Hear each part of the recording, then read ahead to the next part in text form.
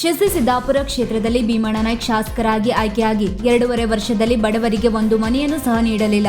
ಬಡವರು ಸೂರು ಇಲ್ಲದೆ ಪರದಾಡುವಂತಾಗಿದೆ. ರಸ್ತೆಯಲ್ಲಿ ಗುಂಡಿಗಳಿಂದ ವಾಹನ ಸವಾರರು ಸಂಚಾರಕ್ಕಾಗಿ ಸಂಕಷ್ಟ ಎದುರಿಸುತ್ತಿದ್ದಾರೆ. ಶಿರಸಿಯಲ್ಲಿ ನಿರ್ಮಾಣವಾದ ಆಸ್ಪತ್ರೆ ಕಟ್ಟಡ ಕುಂಟುತ್ತಾ ಸಾಗಿದೆ.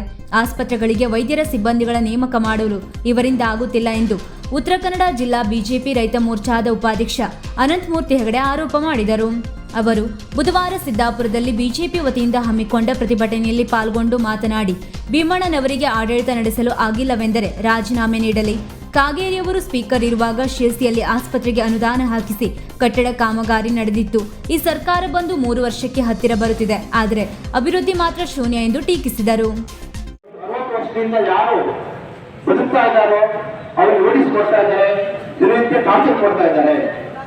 ಈಶ್ವರ ಕಂಡ್ರು ದಿನಕ್ಕೊಂದು ಊಸ್ ಆಗ್ತಾ ಇದ್ದಾರೆ. ಆದ್ರೆ ಅವರಿಗೆ ಅವ್ರ ಪರ ಯಾರು ಕೂಡ ಮಾತಾಡಿ ಅನ್ನುವಂಥದ್ದು ಎಲ್ಲರೂ ನಾನು ಸಿದ್ದಾಪುರ ಕ್ಷೇತ್ರ ಬಯಸ್ತೇನೆ. ನಾವು ಅವ್ರಿಗೆ ಮಾತಾಡ್ಲಿಕ್ಕೆ ಆಗೋದಿಲ್ಲ. ಮುಖ್ಯಮಂತ್ರಿಗಳನ್ನ ನಮ್ಮ ಹತ್ರ ಮಾತಾಡ್ಲಿಕ್ಕೆ ಆಗೋದಿಲ್ಲ ಅಂತಾನೆ ನಾವು ಶಾಸಕ ನೆನೆಸ್ಕೊಂಡಿರ್ತೇವೆ. ನಾವು ಯಾಕೆ ಮಾತಾಡ್ತಾ ಇಲ್ಲ? ಯಾಕೆ ಇಷ್ಟು ನಿರಂತರವಾಗಿ ತೊಂದರೆ ಆಗ್ತಾ ಇದ್ರು ಕೂಡ ನಮ್ಮ ಪರ ಧ್ವನಿ ಎತ್ತಾ ಇಲ್ಲ? ನಾವು ಇತ್ತೀಚೆಗೆ ಮಾಹಿತಿ ಹಕ್ಕಿನಲ್ಲಿ ಒಂದು ಮಾಹಿತಿ ತೆಗೆದುಕೊಂಡಿದ್ದೇನೆ. ಆರ್ಟಿಐಯಲ್ಲಿ ಈ ಕಳೆದ 2 ವರ್ಷದಿಂದ ಬಡವರಿಗೆ ಎಷ್ಟು ಮನೆಯನ್ನು ಕೊಟ್ಟಿದ್ದೇನೆ ಅಂತ ಕೇಳಿದ್ದೇನೆ. ಯಾವಾಗ ಕಾಂಗ್ರೆಸ್ ಸರ್ಕಾರ ಬಂತು ಕಳೆದ 2.5 ವರ್ಷದಿಂದ ಎಷ್ಟು ಮನೆ ಕೊಟ್ಟಿದ್ದೇನೆ ಅಂತ ಕೇಳಿದ್ದೇನೆ. ಉತ್ತರ ಬಂದಿದೆ, ಒಂದು ಮನೆಯನ್ನು ಕೂಡ ಕೊಟ್ಟಿಲ್ಲ. ಒಂದು ಮನೆಯನ್ನು ಕೂಡ ಕೊಟ್ಟಿಲ್ಲ. ಬಡವರು ಹೆಸರುಕೊಂಡು ಬಡವರು ಓಟಾಡಿಸ್ಕೊಂಡು ತಾವೇನು ಶಾಸಕರಾಗಿದ್ದಾರೆ.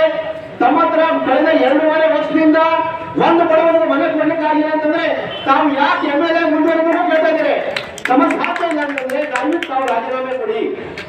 ಈ ರೀತಿ ಬಡವರ ಕಡಿಮೆ ಕೆಲಸ ಮಾಡಬೇಡಿ. ಅಲ್ಲಿ ಬಡವರಿಗೂ ಕೂಡ ಏನು ಮನೆ ಟೆನ್ಷನ್ ಆಗಿದೆ ಅದಕ್ಕೂ ಕೂಡ ಹಣ ಬರ್ತಾ ಇಲ್ಲ. ಏನು ಕೂಡ ಕೇಳಿ ಬರ್ತಾ ಇದ್ದಾರೆ.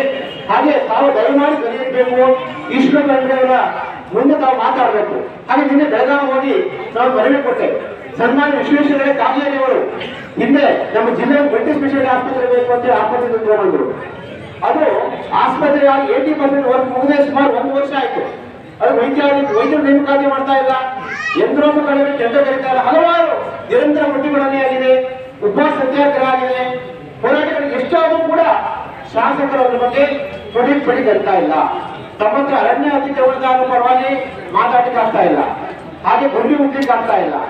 ಹಾಗೆ ಆಸ್ಪತ್ರೆ ತರಲಿಕ್ಕೆ ಆಗ್ತಾ ಇಲ್ಲ. ಆಸ್ಪತ್ರೆ ಗಂಭೀರ ಆಸ್ಪತ್ರೆಗೆ ಹಣ ಕೊಡ್ಲಿಕ್ಕೆ ಆಗ್ತಾ ಇಲ್ಲ ಅಂತಂದ್ರೆ ತಾವು ಯಾಕೆ ಆ ಸ್ಥಾನದಲ್ಲಿ ಮುಂದುವರಿಬೇಕು ಅಂತ ಹೇಳಿ ತಾವೇ ಒಮ್ಮೆ ಆತ್ಮವಿಮರ್ಶೆ ಮಾಡ್ಕೊಳ್ಳಿ ಅಂತ ಹೇಳ್ತಾ ನನ್ನ ಕಡೆ ಮಾತನಾಡಲಿಕ್ಕೆ ಅವಕಾಶ ಮಾಡಿಕೊಡೋದಕ್ಕೆ ಎಲ್ರಿಗೂ ಧನ್ಯವಾದ ಹೇಳ್ತೇನೆ. ಜೈ ಹಿಂದ್, ಜೈ ಕರ್ನಾಟಕ. ವೀಕ್ಷಕ ಮಹಾಪ್ರಭುಗಳೇ, ನಮ್ಮ ಚಾನಲ್ ಅನ್ನು ಸಬ್ಸ್ಕ್ರೈಬ್ ಮಾಡಿ, ಶೇರ್ ಮಾಡಿ, ಪ್ರೋತ್ಸಾಹಿಸಿ.